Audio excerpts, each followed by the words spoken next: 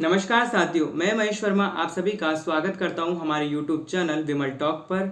जैसा कि आप जानते हैं यूजीसी हिंदी नेट के पाठ्यक्रम की चर्चा इससे पूर्व के वीडियो में पलक मैम द्वारा आपके साथ साझा की जा चुकी है, जिसमें इकाई 1 से लेकर इकाई 10 तक संपूर्ण बातें आपको बता दी गई है।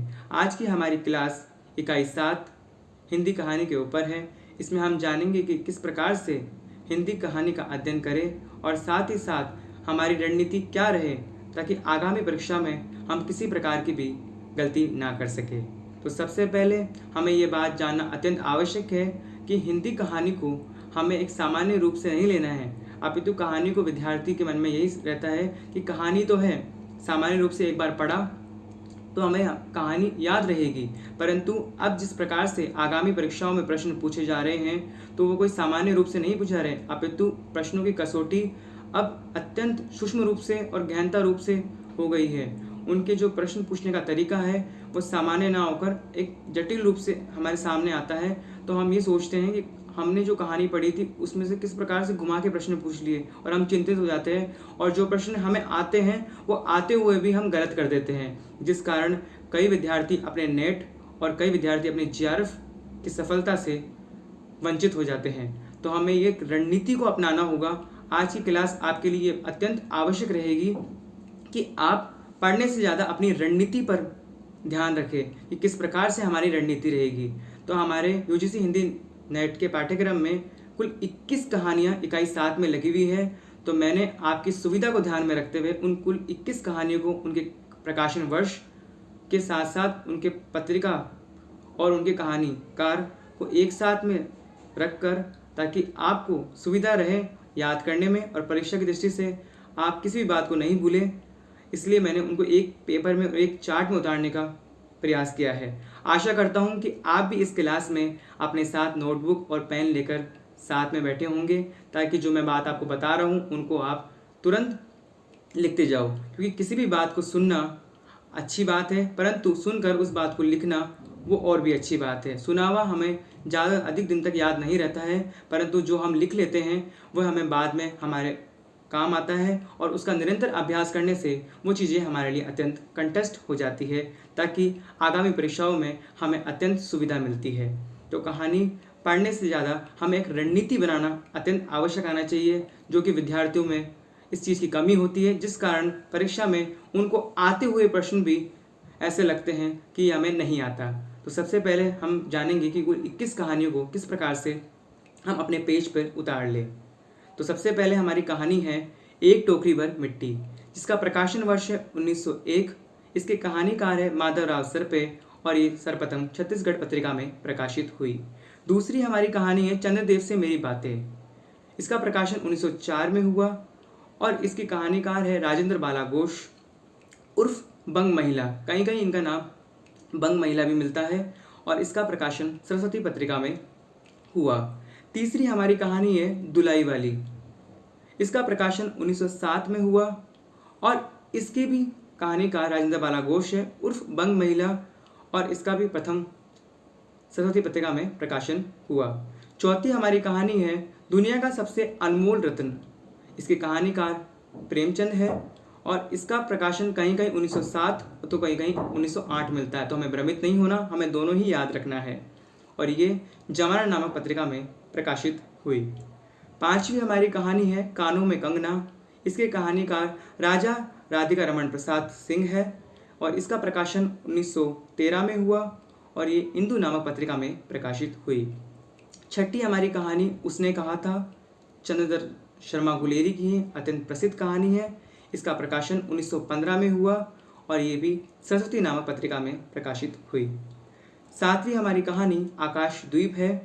इसके कहानीकार जयशंकर प्रसाद है और इसका प्रकाशन वर्ष भी कहीं कहीं 1928 तो कहीं कहीं 1929 मिलता है। इसके पत्रिका से संबंधित उचित जानकारी प्राप्त नहीं है। आठवीं हमारी कहानी अपना अपना भाग्य। इसके कहानीकार जैनेंद्र है। इसका प्रकाशन 1929 में हुआ और ये विशाल भारत पत्रिका में प्रकाशित हुई। नवीं हमारी कहानी ईदगाह है। इसके कहानीकार प्रेमचंद है और इसका प्रकाशन 1933 में हुआ और ये चांद नामक पत्रिका में प्रकाशित हुई। 10वीं हमारी कहानी गैंग्रीन है, जिसका बाद में नाम रोज हो गया। इसके कहानीकार अज्ञे है और इसका प्रकाशन 1934 में हुआ और इसके पत्रिका से संबंधित जानकारी भी हमें प्राप्त नहीं है। 11वीं हमारी कहानी राही है, जिसकी कहानीकार सुभद्रा कुमारी चौहान है और इसका प्रकाशन 1947 में हुआ और ये इसका प्रकाशन हंस नामक पत्रिका में हुआ। 12वीं हमारी कहानी सिक्का बदल गया, इसकी कहानीकार कृष्णा सोबती है और इसका प्रकाशन 1948 में हुआ और इसका प्रकाशन पत्रिका नामक प्रतीक नामक पत्रिका में हुआ है। 13वीं हमारी कहानी चीफ की दावत, इसके कहानीकार भीष्म साहनी है और इसका प्रकाशन वर्ष 1956 है और इसके भी पत्रिका संबंधित जानकारी हमें प्राप्त नहीं है। 14वीं हमारी कहानी परिंदे है, जिसके कहानीकार निर्मल वर्मा है और ये भी महत्वपूर्ण कहानी है और इसका प्रकाशन वर्ष जो है 1957 है, लेकिन परिंदे नामक कहानी संग्रह में ये 1967 में प्रकाशित हुई। ये बात महत्वपूर्ण है, याद रखने योग्य है, आप याद रखिएगा। और ये हंस नामक पत्रिका में प्रकाशित हुई। 15वीं कहानी हमारी राजा निर्बंसिया है, जिसके कहानीकार कमलेश्वर है और इसका कहानी संग्रह और तथा कहानी का प्रकाशन कहीं कहीं 1957 मिलता है तो कहीं कहीं 1958 मिलता है। याद रखिएगा, भ्रमित नहीं होना हमें। और साथ ही साथ इसके भी पत्रिका संबंधित जानकारी में प्राप्त नहीं है। 16वीं हमारी कहानी कोसी का घटवार, इसके कहानीकार शेखर जोशी है और इसका प्रकाशन वर्ष 1957 है और इसकी पत्रिका का नाम कल्पना पत्रिका में प्रकाशित हुई है ये। और 17वीं हमारी कहानी लाल पान की बेगम है, इसके कहानीकार फणीश्वरनाथ रेणु है। इसका प्रकाशन 1957 में हुआ है और ये सर्वप्रथम कहानी नामक पत्रिका में प्रकाशित हुई है। 18वीं हमारी कहानी तीसरी कसम उर्फ मारे गए गुलफाम, इसके कहानीकार भी फणीश्वरनाथ रेणु है और इसका प्रकाशन वर्ष 1958 है और ये अपरंपरा नामक पत्रिका में प्रकाशित हुई है।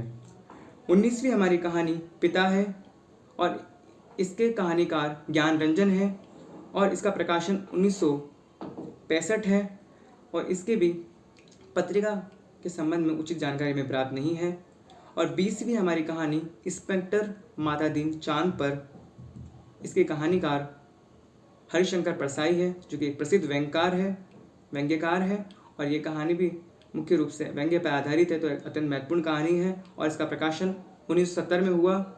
और 21वीं कहानी अमृतसर आ गया, इसके कहानीकार भीष्म साहनी है और इसका प्रकाशन कहीं कहीं 1971 और 73 भी मिलता है और ये हंस नामक पत्रिका में सर्वप्रथम प्रकाशित हुई। जैसे कि हम देखते हैं कि कुछ कुछ कहानियों के प्रकाशन वर्ष में अंतर है और कुछ कुछ पत्रिकाओं के बारे में हमें पूर्ण रूप से जानकारी प्राप्त नहीं है, तो हमें चिंतित नहीं होना है। हमें जितना हमें प्राप्त हो सका है हमें उतना याद करना है। अलग अलग कहानियों के प्रकाशन वर्ष के होने के पीछे कारण अलग अलग विद्वानों के अपने अपने मत है, अपने अपने विचार है, तो हमें सभी का सम्मान करते हुए हमें याद रखना जरूरी है कि हम दोनों ही बातें याद रखें। साथ ही साथ ये तो हुई हमारे कुल 21 कहानियों की बात, जिनको हमने एक चार्ट में उनके कहानी के नाम, उनके कहानीकार के नाम और साथ उनके प्रकाशन वर्ष और वो किस पत्रिका में सर्वप्रथम प्रकाशित हुई है उनका नाम है, तो हमें ये लिखकर एक चार्ट के रूप में हम तैयार कर लिया है। अब इस चार्ट को हम हमारे रूम के अंदर एक दीवार पर लगा सकते हैं, ताकि जब जब हमारी दृष्टि पड़ेगी तब तब ये बातें हमारी मस्तिष्क में अत्यंत छाप बनाए रखेगी, ताकि आगामी परीक्षाओं में हमें किसी प्रकार का भी ये समस्या नहीं आएगी कि इसका प्रकाशन वर्ष क्या है और इसका प्रकाशन वर्ष क्या नहीं है, ये किस पत्रिका में हुई है। तो हमें किसी भी समस्या का सामना नहीं करना पड़ेगा, क्योंकि हमने पूरी 21 की 21 कहानियों को उनके प्रकाशन वर्ष के अनुरूप जमा लिया है। अब बात करते हैं हम आगे कि कहानी पढ़ते समय हमें किन बातों का, महत्वपूर्ण बातों का ध्यान रखना अत्यंत आवश्यक है। तो सबसे पहले हमें कहानी पढ़ते हुए कहानीकार के जीवन के बारे में संपूर्ण नहीं तो कुछ महत्वपूर्ण बातें तो याद रखना अत्यंत ही आवश्यक है। साथ ही साथ उस कहानीकार के जीवन के बारे में, जीवन परिचय और उसकी संपूर्ण कहानियों का बारे में हमें जान लेना अत्यंत आवश्यक है, क्योंकि अब बदलते परीक्षा पैटर्न के हिसाब से अब कहानी में से ही प्रश्न नहीं पूछे जाते, अपितु कहानीकार के जीवन से, उसकी कहानियों से और उनके कहानियों संग्रह से भी प्रश्न पूछे जाते हैं। दूसरी बात हमें ये याद रखने योग्य है कि जो कहानी हमारी लगी हुई है वह किस कहानी संग्रह में लगी हुई है। अगर वह किसी कहानी संग्रह में लगी हुई है तो उस कहानी संग्रह में कितनी कहानियाँ हैं, उनका क्या क्या नाम है, ये याद रखना भी हमारे लिए अत्यंत महत्वपूर्ण है। साथ ही साथ आगे बात करें तो कहानी को पढ़ते समय हमें ये बात याद रखना जरूरी है कि कहानीकार की मुख्य मुख्य कहानियाँ क्या है, उनका प्रकाशन वर्ष क्या है, ये भी याद रखना जरूरी है। अब हम आगे बात करते हैं तो कहानी में सबसे महत्वपूर्ण बात है कि उसमें जो महत्वपूर्ण पात्र है वो उनको लिखना अत्यंत जरूरी है। साथ ही साथ महत्वपूर्ण पात्र तो जरूरी है ही, साथ ही साथ गौण पात्र का भी याद रखना बहुत जरूरी है। चाहे वो गौण पात्र एक ही बार उसका वर्णन किया गया हो या एक ही स्थान पर उसका जिक्र किया गया हो, तो हमें संपूर्ण पात्रों को एक साथ लिख लेना अत्यंत आवश्यक है, ताकि हमसे किसी प्रकार की त्रुटि ना हो सके परीक्षा में। प्रश्न के अंतर्गत बात करें हम स्थानों की, कहानियों में अनेक स्थानों का उल्लेख आता है, तो उन स्थानों का भी हमें ध्यान रखना होगा कि किस स्थान का जिक्र पहले किया गया है, उसके बाद में कौन सा स्थान आया है, उसके बाद में कौन सा स्थान आया है। क्योंकि अब परीक्षाओं में क्रमबद्ध दिया जाता है कि इस कहानी में इन इन स्थानों का जिक्र किया गया है, तो इन्हें पहले से अंत तक क्रमबद्ध लगाइए। तो हमें क्रमों जो उनको क्रम को याद रखना है और कहानी में जो स्थान पूछे गए हैं उनको भी याद रखना है। अब बात करते हैं घटना की कि इसमें कौन सी महत्वपूर्ण घटना है जो उस कहानी के लिए इर्द गिर्द घूम रही है, इसको अत्यधिक महत्वपूर्ण ध्यान केंद्रित करती है, तो उस घटना को भी याद रखना बहुत ज़रूरी है। साथ ही साथ इसकी मुख्य विषय वस्तु क्या है, इसकी मूल संवेदना क्या है। आगे हम बात करें तो इस कहानी में ऐसी कौन सी महत्वपूर्ण पंक्तियां हैं जिसमें से प्रश्न बनने के चांस ज़्यादा है, जो हमें पढ़ने पर अत्यंत महत्वपूर्ण लग रही है, या किस पात्र का ऐसा कथन है जो सीधा इस कहानी पर प्रभाव छोड़ता है या हमारे हृदय पर प्रभाव छोड़ता है, जो बहुत महत्वपूर्ण कथन है। तो सबसे पहले इन सभी को हमें हाईलाइट कर लेना है, इनको लिख लेना है, ताकि हम किसी भी प्रकार से कहानी से वंचित ना रह सके। उसके संपूर्ण सार को एक ही निचोड़ के साथ में हमको एक ही स्थान पर लिख लेना है, ताकि परीक्षा के समय पर हमें कहानी को दोबारा पढ़ने की आवश्यकता ना हो। उस जो हमारे शॉर्ट नोट्स बनाए हैं उनको ही पढ़कर हम आराम से संपूर्ण कहानी की जानकारी प्राप्त कर सके। आजकल विद्यार्थी क्या करते हैं, कहानी को एक साधारण सी रूप से समझ लेते हैं, विधा समझ लेते हैं। उनको लगता है एक बार कहानी पढ़ा तो बस हमारा काम खत्म। अब मैं आपको बता दूं कि आगामी परीक्षा में किस प्रकार से प्रश्न पूछे गए हैं। ज़्यादातर कहानीकार के विषय में भी उनकी कहानियों से संबंधित प्रश्न पूछे गए हैं। अब देखने को जो प्रश्न मिलते हैं वो होता है कि पात्रों की उम्र अर्थात आयु सीमा को लेकर भी प्रश्न पूछे जा रहे हैं। तो विद्यार्थियों में मन में ये सवाल आ जाता है कि आयु को लेकर तो हमने इतना ध्यान दिया नहीं, गौर किया नहीं। साथ ही साथ आयु का भी बड़ा महत्व हो गया है कि कहानियों जो पात्र हैं उनकी क्या आयु है, उनको ध्यान रखना, उनको लिख लेना, एक जगह बनाकर सभी आयु वालों की उनकी आयु लिख लेना कि किसी की 5 वर्ष है, किसी की 10 वर्ष है, किसी की 20 वर्ष है, वो लिख लेना हमारे लिए बहुत ज़रूरी है। दूसरी, गौण पात्र के माध्यम से भी कहानी के बारे में पूछ लिया जाता है।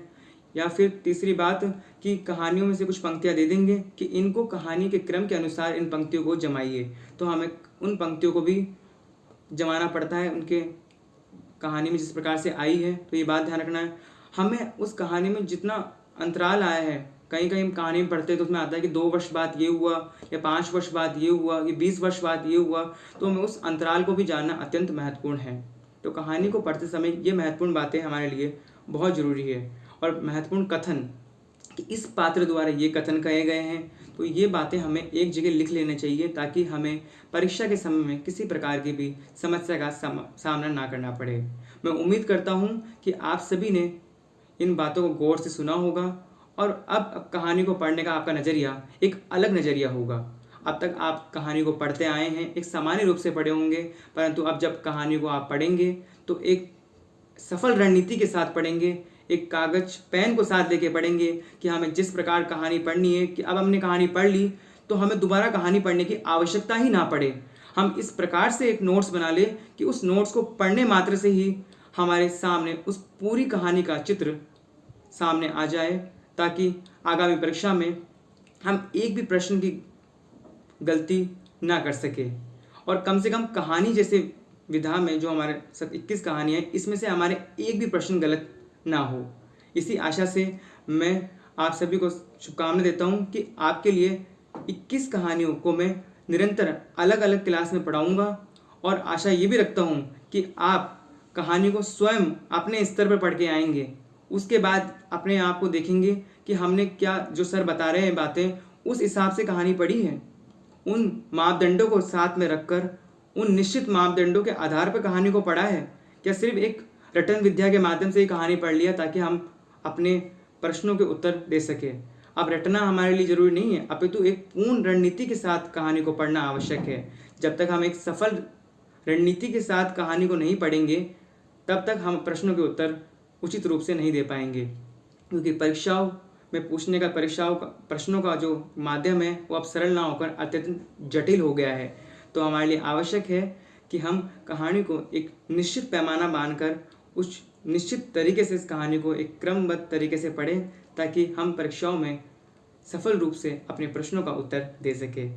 उम्मीद करता हूँ आपको ये सत्र अत्यंत लाभकारी सिद्ध होगा, और साथ ही साथ आपके मन में अगर किसी भी प्रकार का कोई प्रश्न है, आपके मन में कोई संशय है, तो आप कमेंट बॉक्स में जाकर मुझसे पूछ सकते हैं। मैं आपको आपके प्रश्नों का सुझाव आवश्यक रूप से दूंगा, और आपको किसी भी मन में कोई भी संदेह है, कोई भी बात पूछना चाहते हैं तो निसंकोच आप पूछ सकते हैं। साथ ही साथ अगली जो क्लास होगी हमारी अलग अलग कहानियों पर अलग अलग क्लास होगी, जिसपे हम कहानी के विषय में संपूर्ण रूप से परिचर्चा करेंगे। कहानी के निचोड़ को इस प्रकार से प्रस्तुत कर देंगे कि ताकि आपको कहानी को बार बार पढ़ने की आवश्यकता ना हो। उम्मीद करता हूँ आपको पसंद आया हो मेरा आज का ये लेक्चर। तो आप इस वीडियो को अधिक से अधिक लाइक करेंगे, शेयर करेंगे, कमेंट करेंगे। तब तक के लिए अलविदा।